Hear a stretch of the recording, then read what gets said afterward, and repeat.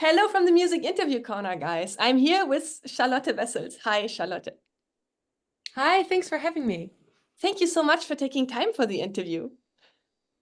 It's my So pleasure. we just discussed that while we were preparing for the interview. You're in your own home studio, right? Yes, this is the basement of my home, the 6 feet under studio, though it's actually closer to 7 feet, but don't tell anyone.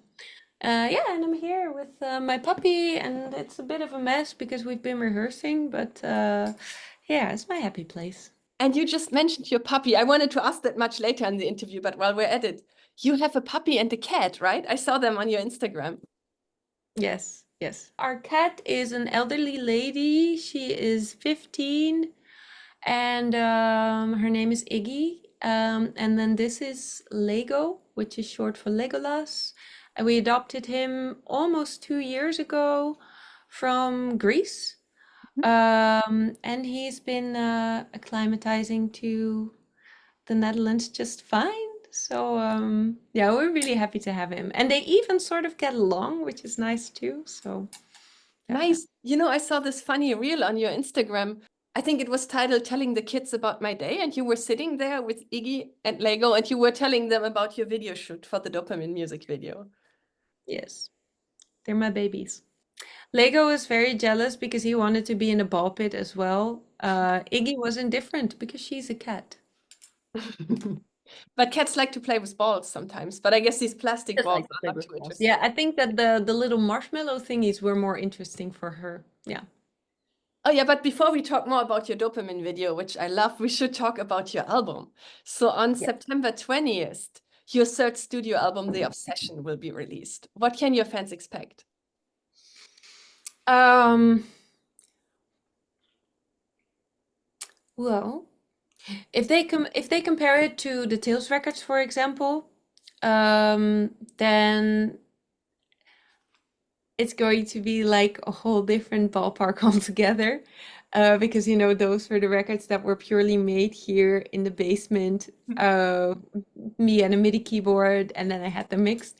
And this is really an album where I took more time for the songs to develop, and while I still wrote the songs in kind of a similar way, I then kind of went into a new process with the band involved where we rearranged the songs and made it all as good as we possibly could. It's a bit heavier than the previous two records. There's also some more progressive parts as well as some more symphonic parts. So if you liked my previous two albums, but you thought this might be a little too eclectic for me, or I'm missing some of the heaviness, then you might be happy when you hear this record. I had the pleasure to listen to it already, and I think it's great. Oh, you do? Okay. Yes, Nice. yes. I'm It's happy the to name hear from that. Epica, and I was very excited to listen to it. Mm. Cool, cool. Do you have a favorite song on The Obsession? I think the Exorcism. Yeah. And I think the Exorcism is the one where I feel like I'm it's it still brings me back to the feeling that I had when writing it. Like every time I hear it or we perform it. Um, and also like I liked it when I had just wrote it, but then with everything that, everything with the band did to it, it took it to a whole other level. And yeah, it's just one of those songs where it really became how I wanted it to be. And I'm happy about that. And what was Thank the inspiration for The Exorcism? No fun. Let's see. It's very much about the fact that um, you know, the you that I'm talking to in the song, I kind of personified some of the challenges that I personally go through. And I talk about how they first became prominent, when I was a kid. And then, they kind of went away for a little bit, and then they returned a few years later, and then they went away, and then they returned again. And I was like, okay, I'll take the therapy, I work with it.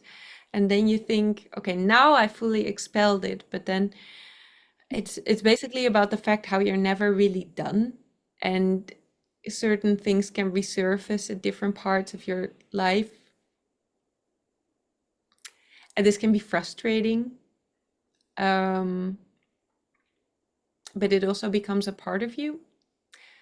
So it's about that. And in the song itself, it's kind of ambivalent and undecided about whether there will ever be like a final goodbye.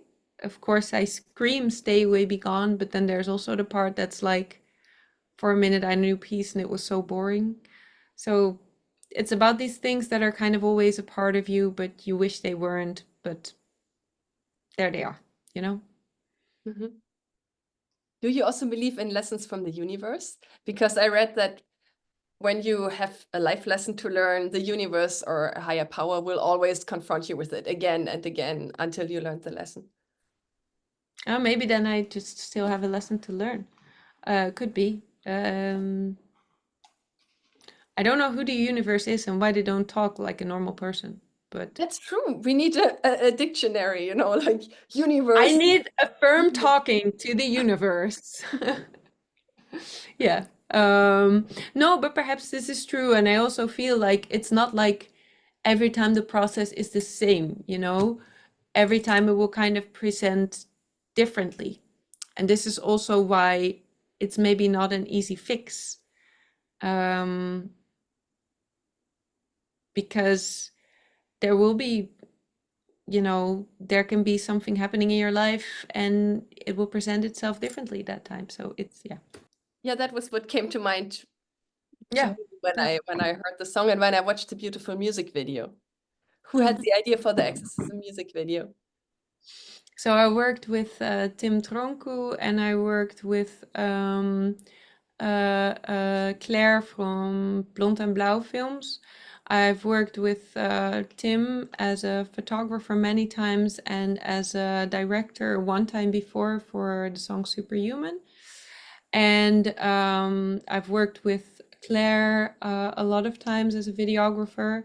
And for this video and for Chasing Sunsets, they worked together. So we conceptualized it together, also with the help of Nina, who's the sonographer. And yeah, like I always have already when I'm writing the songs, I will have certain visual ideas with the songs. Sometimes I make mood boards while I'm writing the songs. Or to share with people when they are working on the songs, just to give them like, this is what the song sounds like, but this is what it looks like and this is what it feels like, just to give more of a fully fleshed idea of. And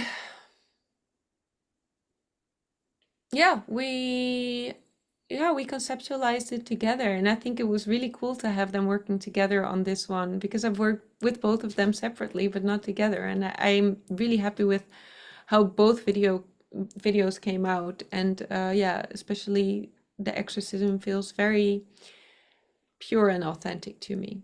Yeah, I love that one.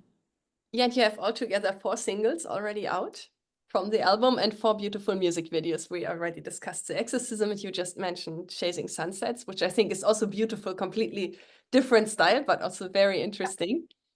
And then The Crying Room that just came out, and Dopamine. Yes. Which one? Yes. Yeah, who had the idea for the Dopamine video? Because I love pink, and I really love the look and this like bubblegum feel of the video of Dopamine. So a few years ago, I went to the place where we recorded the Dopamine video with a friend. I thought when we were doing Dopamine, I thought this is like, I wanted it to be like a visual dopamine shot, So I thought this is exactly what the song needs, like with all of the pink, with all of the colors, with all of the yeah. Yeah. So yeah, I asked them if we could record there, and I was very happy that they obliged. It's Yeah, called the Wonder Experience in Amsterdam. yeah, it looks like a different world. And I think you look also really cool with pink hair. This like light Oh, pink hair looked really nice. thanks. Yeah. Yeah, I love the wigs. They were really cool. And for Dopamine, you also worked with Simone Simons from Epica. And you two Yes. go way back. You also worked with Epica on the EP, the Alchemy Project. And you and Yes. Simone did also things for Patreon. So how was it Yes. for you now to work together on that song? Oh, it was lovely. Simone recorded the vocals here, which was really cool. And the topic of the songs, we had talked about it a lot. We had kind of bonded over it. And so it was really nice after all that, that introspection and yeah, talking about also kind of the heavier things, to then be able to record the song together and then to be playing around in a ball pit wearing pink wigs and eating cake. It was very nice. Yeah. And I Yeah. love her contribution to the song. Absolutely adore it. Yeah, I think you two sound amazing together. Oh, thank you. And I would also like to talk about The Crying Room because that was just released 13 days ago. So it's like your latest single. What was the inspiration for the song and for the video? So, um, when we did our very first show for the Tales from 6 Feet Under records, like it was a very big show. We had a very big hall. We had a very uh, ambitious show with dancers and projections and loopers, and I was playing the clarinet and piano, and I suck at playing piano. So I was like, but I wanted to do like I wanted to show everything. So I was so nervous. Uh, and then the tour manager asked me like, do you want a dressing room for yourself? And I was like, I don't need something for me alone, but I do need some place where if I do finally have a meltdown, where I can go without ruining the vibe for everyone. And that's when she made the party room and the quiet room, but like the quiet room was the crying room, and I put it to good use. But that was kind of the inspiration behind the song. Like I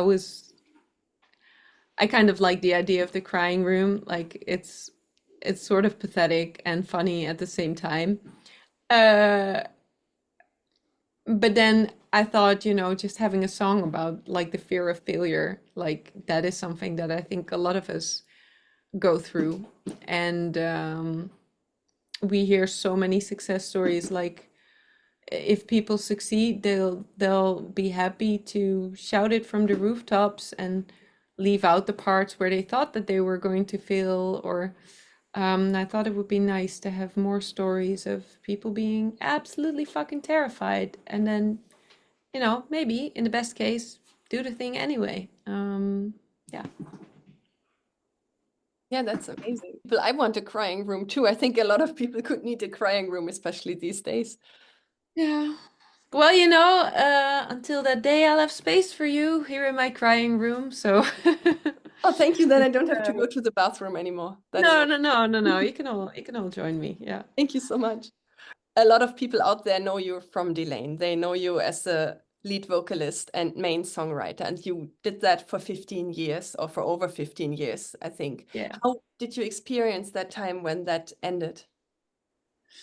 Yeah, it was a challenging time. There was certainly kind of mourning sounds heavy, but you have this idea of what your life is and how you think it will look like. And I did think for a very long time that that it was kind of a forever thing. So of course, when that didn't turn out to be realistic. Yeah, I had to go through a little bit of, okay, well, then who am I? Then what do I do? And I think that I was very lucky that I had started the Patreon before, because whereas it would have been very easy to kind of go into like a black hole of, I don't know, after the split, if I had not, now I had the Patreon, and I was kind of okay, so this is then going to be my full-time focus, and I have to do a song every month, so I just have to keep working, I have to keep writing.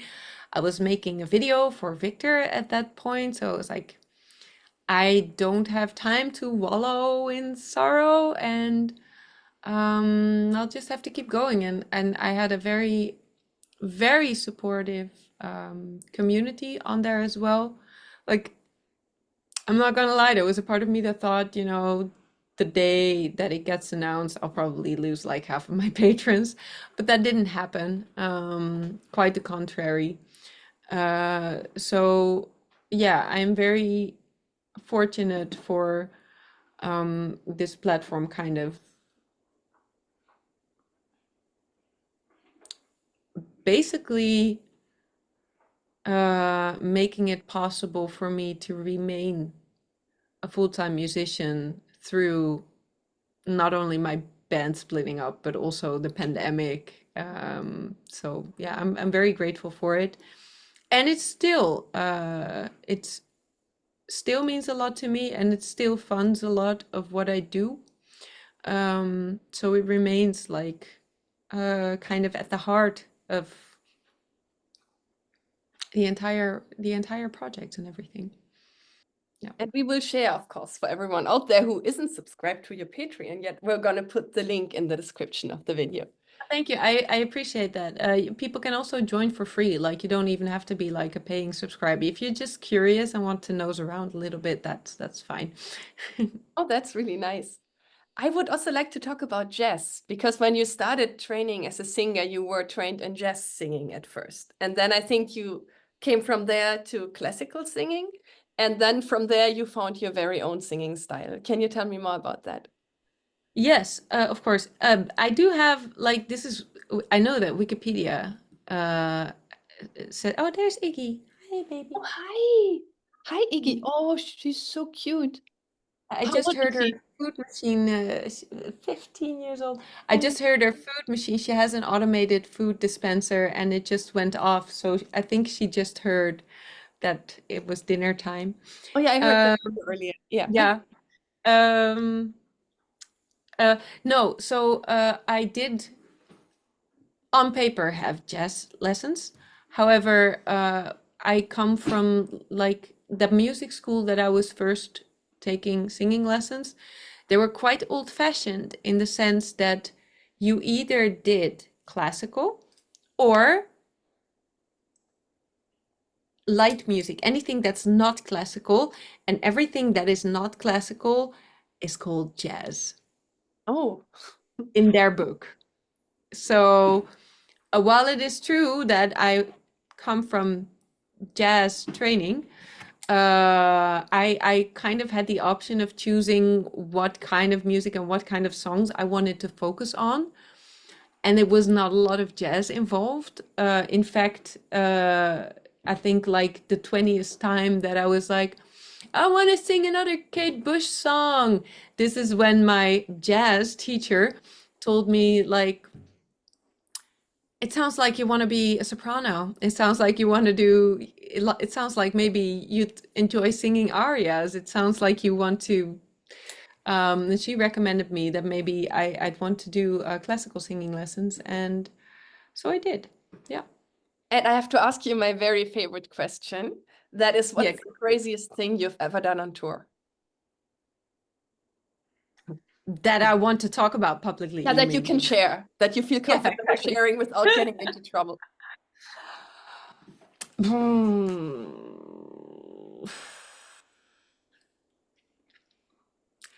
I had a lot of crazy things done to me on tour. Oh, Did I do very crazy things. Oh, but that's You know, interesting too. like on the last day of the tour, like people often do stage pranks and stuff. And I do remember like at one point half of Battle Beast hanging over me naked, apart from like two little Oh, pieces of tape on stage. So that was interesting. Um, did I do a lot of crazy things on tour? I'm very protective of myself on tour because very early on, when I was touring with Delain, in 2009 or something, I lost my voice on tour. And from that moment on, I was like, because I didn't do anything weird to cause that. oh. But I was like, if this ever is going to happen again, I cannot blame myself. So I don't really drink. I go to sleep at sensible times. I uh, am I am I boring? No, Maybe. no, it's very Okay. responsible, I actually. I try to be really responsible because so much depends on my voice working, so I have to take very good care of my body. Yeah, I don't know. I did have food poisoning once, and then I threw up on stage 9 times during a show. I think that is Oh pretty no. wild. Isn't that Where was wild? that? Where was that and when was It that? was it was actually in the Netherlands, and it was during a show in Nijmegen, I believe. Yeah. I had Japanese food before. I don't think that I liked that my body liked it. Oh, I I'm liked the taste of it. It was very good, but it's yeah. I'm so sorry that you had to go through this, but it's really badass to still sing the show and play I the show. finished the show. I finished the show sitting down. Yeah. And did you throw up on stage or did you have to run off the stage to do that? The tour manager was at the side of the stage with a bucket. Oh, such a good tour manager and really badass of you that you did it anyway. Thank you. Yeah, it was a time. Oh, and I remember we had really a lot of fun in an interview with Battle Beast. And we were saying a very bad Finnish word all the time. So I can totally imagine the naked thing that you mentioned Yeah, earlier. yeah, yeah, yeah, yeah, yeah, yeah. Yeah, it's they're funny. We've been on tour with them a couple of times. I really like them, and they put on such an amazing show. They're nice people. Yeah. And I love Nora's voice. I think she has an Oh, amazing voice. phenomenal, phenomenal, absolutely phenomenal. Yeah. Oh yeah, while we're at it, who would you say are your favorite voices in heavy metal, especially female? Aside from the ones who are joining me on the record. Of course, you can say them too. Of course, they should definitely be on top of the list. Yeah, no, definitely. Love Simone, love Elisa, love Anneke van Giersberg. I love Christina and Sharon. Oh, I was listening when I was like 13. Like I went to all the Within Temptation shows, like around when Mother Earth was. Was I? Maybe I was older. At least when I was in high school, Mother Earth was released. Listened to it a lot. Um, I also love Zora from Blackbriar. Um, Tatjana from Ginger. It- we have a lot of powerhouses. Yeah. Um, yeah. Yeah. Did you ask for female voices or did I just give you only female voices? Oh, we can also talk about male voices, but I asked specifically about Oh yeah, female. you asked because I was listing and I was like, hey, wait, am I just thinking in this corner or was that the question? No, but then that's good.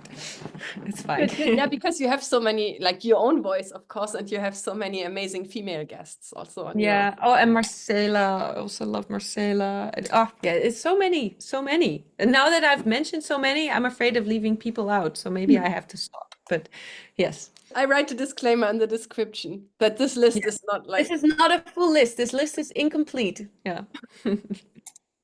And what is your biggest dream for the future?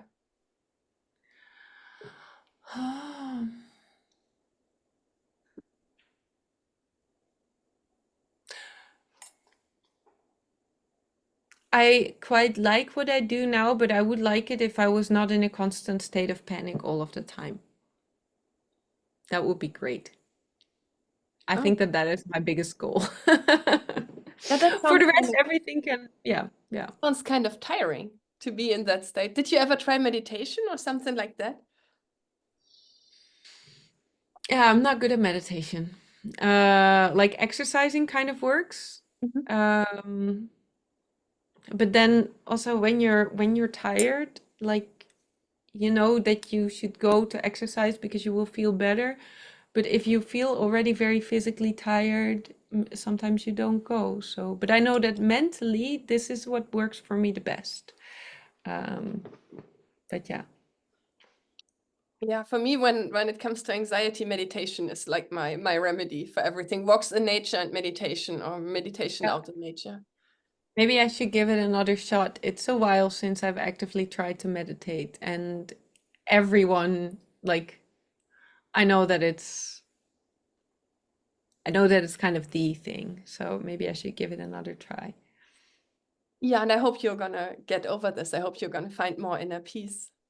Yeah, it would be nice. Yeah, thank you. Thank you. I appreciate it. But Yeah. it's also And amazing I'll how try you're to. dealing with this, because I know a lot of people who deal with anxiety, and myself included. Sometimes it's rough, and it takes a lot of, I feel, a lot of energy. And I have always a lot of respect for people who do what they do and still manage to do all the stuff they want to do despite these things.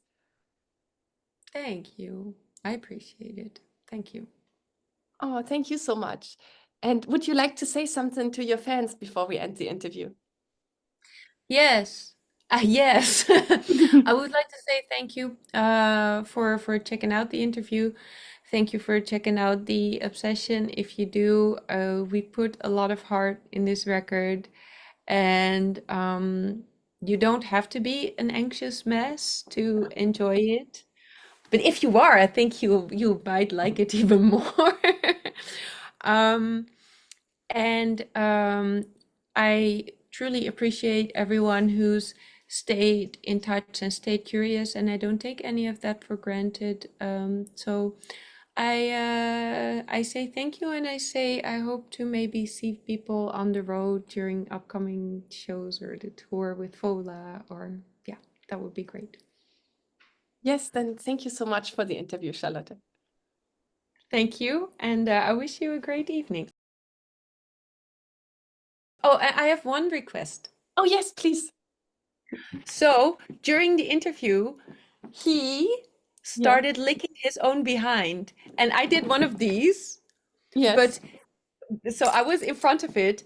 But if you edit the interview and you see him Yeah. being places he shouldn't be, can you cut it out? I Of made course, sure or that I was kind I of could in also front of blur it, it like or zoom in. yeah, exactly. Don't zoom in. No, I Yeah, can no, zoom that. on you. I can change the focus Oh and yeah, zoom yeah, on you so exactly. that we Yeah. don't see That his. was the only thing that at one point I saw him and I was like, not now, and like, nah, nah, nah, nah, nah. But if that is too obvious, then please do some editing magic.